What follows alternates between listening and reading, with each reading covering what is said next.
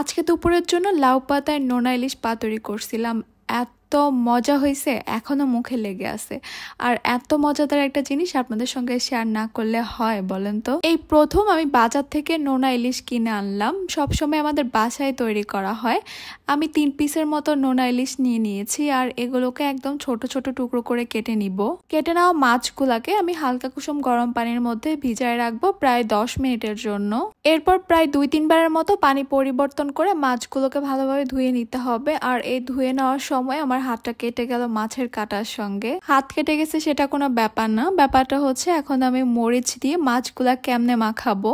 But কিছুই করার নাই, খাইতে তো হবেই। তাই চলে এলাম মাছগুলাকে মশলাপাতির মধ্যে মাখানোর জন্য। প্রায় 1 কাপের মতো পেঁয়াজ আর একটা টমেটো কুচি করে নিয়ে নিয়েছি। আর এখানে সামান্য লবণ দিয়ে এগুলোকে ভালোভাবে মেখে নরম করে নিতে হবে। লবণটা শুধুমাত্র পেঁয়াজ আর টমেটো নরম করার জন্য দিয়েছি, মাছের মধ্যে লবণের কোনো প্রয়োজন নেই। এবার এখানে দিব প্রায় 3 টেবিল চামচের মতো বাটা মরিচ। এটা হচ্ছে শুকনা মরিচটাকে পানিতে আমি কিছুক্ষণ ভিজিয়ে রেখে এরপর পাটায় বেটে নিয়েছি। হলুদ গুঁড়া দিয়ে দিব 1/2 চা চামচের মতো, রসুন বাটা দিয়ে দিব 1 চা চামচের মতো, দিয়ে দিব বেশ অনেকগুলো ধনিয়া পাতা কুচি, আর দিয়ে দিব 4-5টার মতো কাঁচামরিচ মাঝখান থেকে কেটে। 2 টেবিল চামচ তেল দিয়ে দিচ্ছি। এরপর এই সব কিছুকে আমি হাত দিয়ে মাখিয়ে নিব। ভালো করে মেখে নেওয়ার পর এবার আমি মাছের টুকরোগুলো এখানে দিয়ে দিচ্ছি। মাছের সঙ্গে এবার এই সব কিছুকে একটু ভালো করে মাখিয়ে নিব।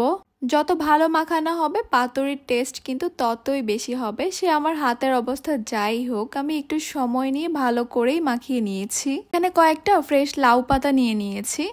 এরপর এই পাতাগুলোকে একটু ক্লিন করে নিব।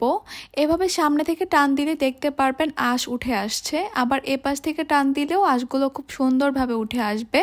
এভাবে সবগুলো পাতাকে ক্লিন করে নেওয়ার পর আমি লবণ পানি দিয়ে এগুলোকে ভালোভাবে ধুয়ে পরিষ্কার করে নিয়েছি। এখানে 2টা বা 3টা করে পাতা নিয়ে নিতে হবে। আর ঠিক মাঝখানে একটুখানি পাতুরি দিয়ে দিচ্ছি। এরপর পাতাগুলোকে চারপাশ থেকে ভাঁজ দিয়ে মুড়িয়ে নিব। আর একটু টাইট করে মুড়িয়ে নিতে হবে যেন ভাজার সময় খুলে না আসে। কয়েকটা তৈরি করা হয়ে গেলে এগুলোকে আমি ভাজতে দিয়ে এরপর বাকিগুলো আবার তৈরি করব। চুলায় একটা প্যানে আমি অল্প একটু করে তেল দিয়ে দিচ্ছি। এরপর 4-5টা করে পাতুরির প্যাকেট দিয়ে দিব আর একটা ঢাকনা দিয়ে ঢেকে দিব। চুলার হিটটা প্রথমে আমি বাড়িয়ে রাখবো, কারণ লাউ পাতা থেকে পানি বের হবে বেশ অনেকটাই। যে পানিটা বের হবে সেই পানিটা আবার টেনে গেলে চুলাটাকে কমিয়ে দিব। আর 10 মিনিটের মতো এগুলোকে এপাশ ওপাশ করে ভেজে নিব। আমরা সবাই জানি নোনা ইলিশ হতে কিন্তু খুব একটা বেশি সময় লাগে না, আর লাউ পাতা তো খুব কম সময়ের মধ্যেই সিদ্ধ হয়ে যায়। তাই 10 মিনিটের বেশি এগুলো হতে সময় লাগবে না। আমার এই পাতুরিগুলো কিন্তু হয়ে গেছে, এগুলোকে আমি তুলে নিব আর পরেরগুলোকে ভেজে নিব। সবগুলো ভাজা হয়ে গেছে, এবার শুধু গরম গরম ভাতের সঙ্গে পরিবেশন করব এই মজাদার নোনা ইলিশ পাতুরি।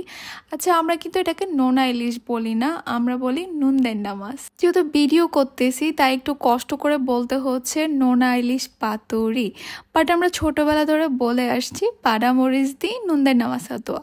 এই তো সবকিছু রেডি, এখন শুধু খাবো। Thanks for watching. আল্লাহ হাফেজ, বাই।